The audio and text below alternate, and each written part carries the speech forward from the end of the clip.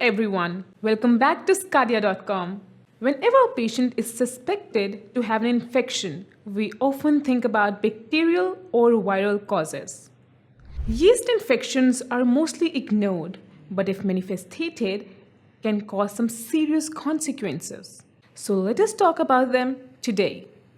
The fungi are a large group of non-motile eukaryotic organisms that can be found in variety of forms, including mushrooms, puffballs, molds, and yeasts, all of which appear very different but share many biological features.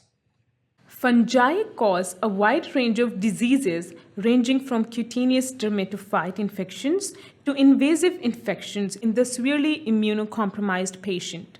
They may have a yeast-like morphology or be filamentous. Yeasts are single-celled fungi with a spherical to oval shape and a typical diameter of 3 to 5 micrometer. There are multiple yeast infections that we see generally on skin and other body parts. So today we will learn about the detail of it, and I will teach you 3 important yeast infections. Let's find out about these infections, their pathogenesis, clinical features, laboratory diagnosis, and treatment.